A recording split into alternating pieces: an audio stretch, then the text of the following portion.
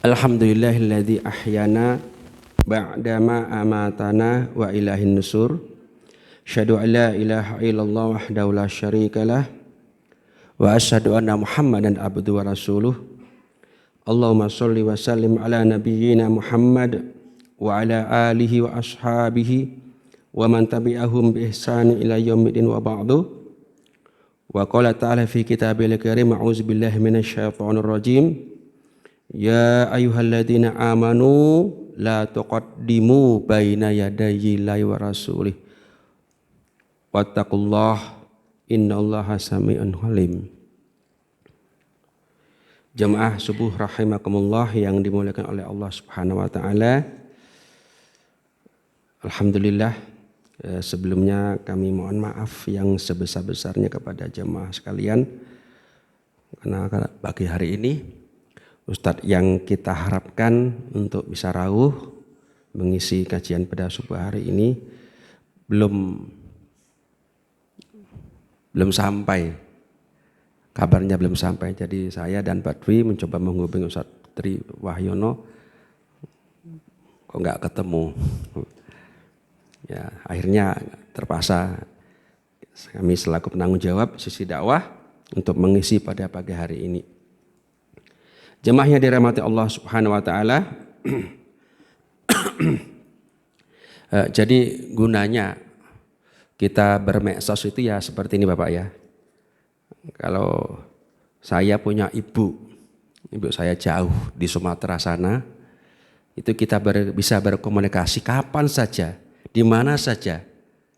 Itu gunanya medsos. Jadi silaturahmi itu tidak pernah putus ya. Kangen sama ibu, video call. Ibu gimana kabarnya? Oh baik, ayah gimana kabarnya? Kebetulan ayah sama ibu masih hidup, jadi kita bisa komunikasi. Jadi ibu saya umurnya sekitar 80, itu ternyata pintar main HP Bu. Ya, ibu-ibu jangan sampai ketinggalan ini. Nah, ini kekurangannya Ustadz yang malam ini kita hubungi nggak punya HP. Jadi kita mau memberikan jadwal, caranya gimana?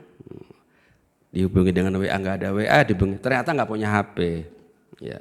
Jadi kalau ternyata kita punya HP, saya mau ketemu Pak Arif, nggak ketemu ke rumahnya, saya titip pesan aja. Pak Arif, besok jadwal jenengan di Masjid An-Nur, ngisi tausiah buka bersama. Walaupun nggak dibaca sekarang, pas buka HP, jadwalku toh. Walaupun kerja pulang. Jadi ternyata itulah kelebihannya medsos. Tetapi ada juga kekurangannya. Kekurangannya kalau ternyata HP itu kita berikan kepada anak-anak kita yang belum masanya, belum umur. Ya, ini kita hati-hati Bapak Ibu sekalian. Punya HP untuk anak-anak, rencananya untuk daring, tapi kok enggak daring ya pakai HP terus. Ya, ternyata kita mendapatkan beberapa anak kita yang sering di masjid, bukan jam sholat itu, gerombolan-gerombolan di masjid, dolanan HP, dolanan hopo, dolanan TikTok, dolanan apa Pak, Bu, dolannya ya nonton video, ya main game dan sebagainya. Ya kita harus hati-hati. Jemaah ini rahmati Allah Subhanahu wa taala. Alhamdulillah pada pagi hari ini ya berhubung beberapa waktu kami juga tidak di sini karena kami juga punya tugas negara yang juga harus kami selesaikan. Ya, saya juga sempat bertanya kepada beberapa masjid yang ada di sekitar sini, kok aku orang kayak jadwal ngopong. Gue antum kan di Masjid Takwang dan Masjid An-Nur. Jadi saya itu nyusun jadwal dua masjid Pak. Masjid An-Nur yang nyusun jadwalnya saya, ya sini yang nyusun ya saya. Ya akhirnya kan ada beberapa mungkin Ustadz yang sudah saya kabari, sudah saya kasih jadwal, kok pada saat ngeprint jadwal yang diprint bukan yang revisi yang lama, sehingga kemarin Ustadz Jawari sempat kecilek di Masjid An-Nur itu, dia hadir tapi jadwalnya nggak ada. Saya kaget, ternyata yang di print itu jadwal yang belum direvisi. Ya jadwalnya Pak Edi Lugito, ternyata Pak Jawari rawuh, nggak masalah. Jadi manusia itu tidak ada yang sempurna, betul nggak Pak? Ya, tidak ada yang sempurna. Yang sempurna cuma Rasulullah Shallallahu Alaihi Wasallam. Kenapa? Karena Rasulullah dibimbing oleh wahyu. Sementara kita dibimbing oleh orang tua kita. Orang tua kita juga kadang-kala yo nggak ngaji. Ya alhamdulillah kita yang ada di masjid ini kalau bisa rawuh, bisa rutin mengikuti kajian-kajian yang kita adakan, apakah dari Ustadz Sufriyadi, Ustadz Torik, Ustadz Jawari, Ustadz yang lain. Insya Allah sedikit demi sedikit ilmu kita bertambah, insya Allah amal pun akan berubah. Jadi amal itu akan meningkat kalau ada ilmu. Kalau ternyata kita tidak memiliki ilmu untuk meningkatkan amal, berarti kita hanya melihat, berarti kita hanya mengikuti. Lah, kalau kita mengikutinya itu benar, berarti itu baik. Kalau kita mengikutinya salah, maka kita menjadi taklidul a'ma, ngikut tapi tidak punya dasar. Ya, tadi Bapak sekalian ya. Alhamdulillah Bapak sekalian ini rahmati Allah Subhanahu wa taala.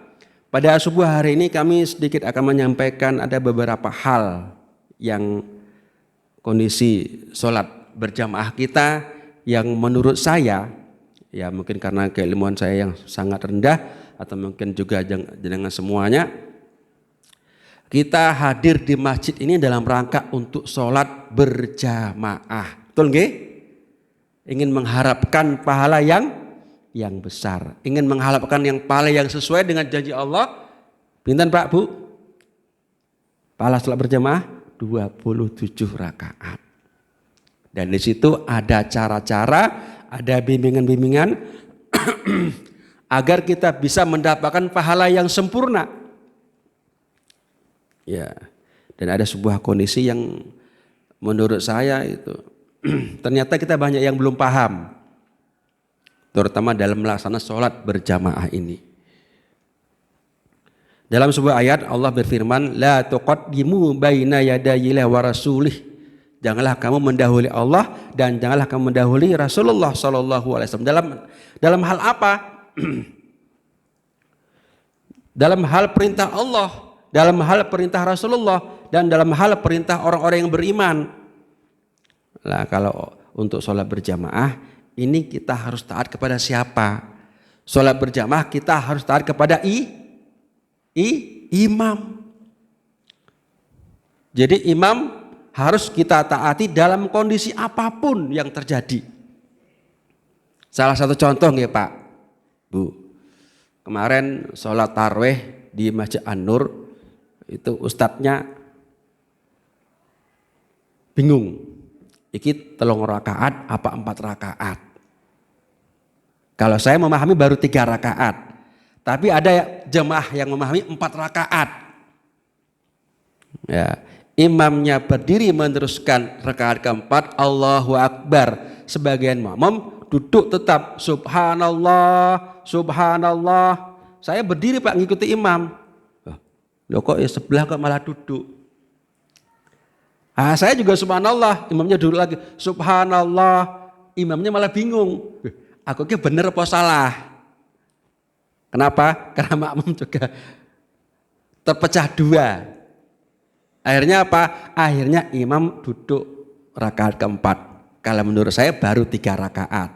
Ya, karena banyak yang duduk, ada beberapa orang yang berdiri.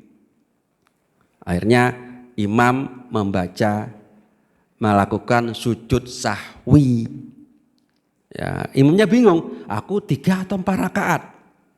Akhirnya sujud sahwi dan sebagian makmum ikut sujud sahwi. Ada juga yang tidak ikut sujud sahwi. Jadi yang benar melu sujud sahwi apa buatan Bu? Ikut sujud sahwi. Karena kita sholatnya sholat berjamaah. Contoh lagi, saya dulu pernah membaca surat As-Sajdah. Di dalam surah As-Sajdah itu di ayat yang ke-15 ada ayat tentang sajadah, tentang sujud tilawah. Saya membaca ayat yang ke-15 tentang sujud tilawah. Pada akhir ayat itu saya sujud tilawah atau sujud sajadah. Allahu Akbar. Sewaktu saya di An-Nur sudah saya sampaikan, Pak, nanti di rakaat pertama ada sujud sajadah, ada sujud tilawah, monggo mangdir imam samawan. Ya. Ternyata pada saya sujud itu ada beberapa makmum yang tidak mau sujud. Dia baca malah memperingatkan saya. Ya, subhanallah, subhanallah. Dalam hati saya, ini jamaah ini padahal dia di depan, di belakang imam. Jane kerungu enggak ya? Saya nyampaikan tadi. Akhirnya saya tetap sujud. Kemudian saya berdiri lagi meneruskan ayat yang ke-16. Paham nggak Pak ya? Nah, saya meneruskan ayat. Setelah selesai sholat saya tanya, Pak, jenengan kok mau mengingatkan saya kenapa Pak? Tasbih. Loh kok sujud? Apa toh? Padahal saya sudah mengatakan, Pak, tadi saya sudah mengatakan nanti ada sujud sajadah atau sujud tilawah. Ya, ternyata Bapak ini belum paham. Apa toh sujud tilawah aku? Apa toh sujud sajadah itu? Ya. Jadi sujud sajadah, sujud sajadah atau sujud tilawah itu seandainya kita membaca ayat itu di dalam sholat ataupun di luar sholat, kita disunahkan untuk sujud. Doanya ada Bu, dalam Al-Quran ada di halaman-halaman terakhir itu doa sujud tilawah, doa sujud sajadah. Setelah doa khotmil Quran itu ada. Lah jenengan kalau seandainya tadarus nyesong Bu, 30 juz kira kampung, ada sujud tilawahnya enggak Bu? Ibu loh, ada enggak Bu? Ada. Sujud enggak? Enggak. Lah ya toh, malah enggak sujud. 30 juz itu ada 15 tempat. Ada 15 tempat. Nek ono tanda kayak masjid nih Bu, bawahnya sajadah atau di pinggir halaman sajadah. Sujud. Lah, pada saat yang membaca ngerti mudeng, iki masalah sajadah, dia sujud, yang lain juga ikut sujud menghadap kiblat. Allahu Akbar sujud. Itu sunnah Nabi, itu dianjurkan. Ya Bu. Lah kalau sudah tahu, ayo diamalkan bareng-bareng. Jenengan tilawah tadarus sendirian kayak di masjid. Udah pertengahan udah juz 25. Ada 14 kali mungkin lebih mungkin masalah sujud tilawah. Tapi enggak pernah sujud. Rugi enggak Bu? Rugi. Maka pada saat kita sujud tilawah itu ya, itu dalam hadis disebutkan itu pada saat kita sujud itu setan-setan yang mengerti, yang mudeng kita sedang sujud itu akan berlari dan menangis. Astagfirullah ya Allah. Ternyata yang baca Quran saja dia mau sujud. Ya. Dulu kenapa saya pada saat saya diperintahkan sujud oleh Allah Subhanahu wa taala, sujud perintah Allah, sujud ya, bukan kepada Nabi Adam ya. Saya enggan untuk sujud, aba wastakbar. Saya enggan, saya sombong. Itu kata iblis. Lah kok manusia yang terbuat dari saripati tanah yang hina itu kok mau sujud? Menangis dan berlari. Nah, jadi jangan sampai kita kalau ada perintah sujud kita tidak mau sujud. Nah, itu salah satu fenomena yang selama ini mungkin kita tidak paham. Nah, mulai sekarang ya kalau kita mendengarkan ayat-ayat tentang sujud maka hendaklah kita sujud supaya tidak ketinggalan Bu. Kalau di daerah saya, di daerah Sumatera itu Bu, itu setiap sholat subuh Jumat itu selalu membaca surat As-Sajdah ayat pertama dan surat Al-Insan di rakaat kedua. Itu setiap pekan Jumat. Tapi kalau saya amalkan di sini nanti atau di tempat lain, saya takut besok ngereneng ya ibu-ibu. Apa? Sholat dowo. Ayatnya dowo. Sekarang saya tanya Pak Bu, jenengan itu kalau berjumpa dengan Allah, bertemu dengan Allah, ingin cepat-cepat apa ingin lama-lama Bu? Pengen lama toh? Ya, lisoim farhatani, bagi orang yang soim itu ada dua kebahagiaan.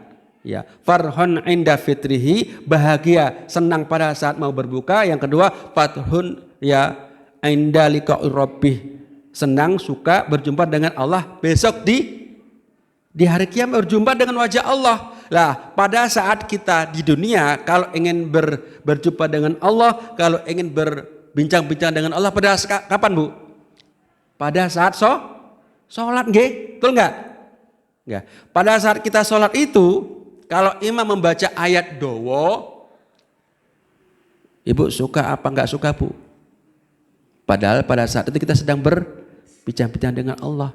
Dan sebaik-baiknya tilawatul Quran, sebaik-baiknya baca Quran, maos Quran, itu dalam sholat.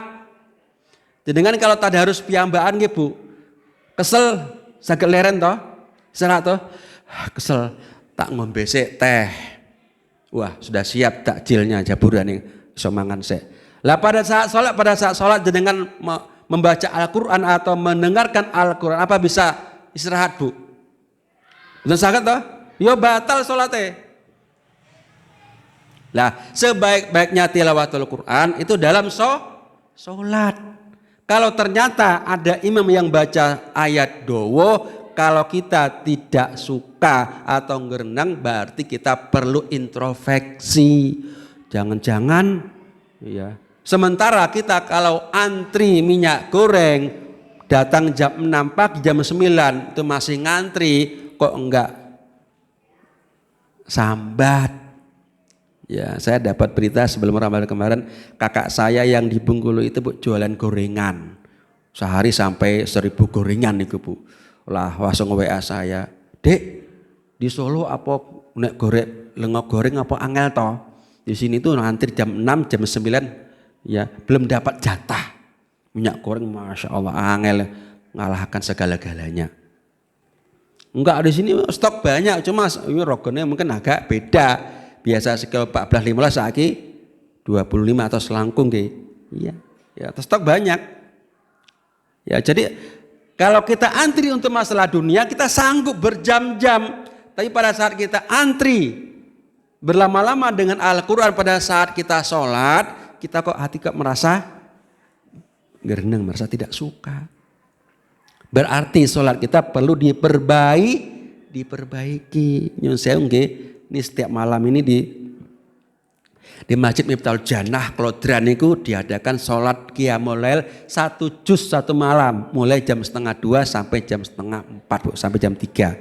1 juz 1 malam. Lebih kurang 1 jam sholat. Ternyata pesertanya, tadi saya ke sana ibu, masalah 2 sab bapak-bapak, 2 sab ibu-ibu. Ibu-ibunya ya seperti jenengan itu. Habis sholat Qiyamul Lail 1 juz, ibunya langsung ke belakang menyiapkan untuk sahur. Ya. Oh, kan sesuai sama kondisi. Kadang kan kulino cepat-cepat. Oh ya udah nggak apa-apa. Memang sholat itu harus menyesuaikan kondisi, tapi kita sedikit demi sedikit harus meningkat. Ya itu kondisi yang ada. Ini kondisi yang terparah yang saat ini yang ada di masjid kita. Apa itu Bapak sekalian? Saya beberapa kali menyaksikan pada saat sholat berjamaah ada beberapa jamaah yang dia suka mendahului imam. Jadi prakteknya yang sebenarnya adalah kalau seandainya imam melakukan gerakan setiap sholat, makmum itu harus mengikutinya setelah perintah imam. Ya enggak Pak? Kalau seandainya saya di sekolah nih Bu, saya mengajarkan baris berbaris kepada anak-anak, ya siap gerak.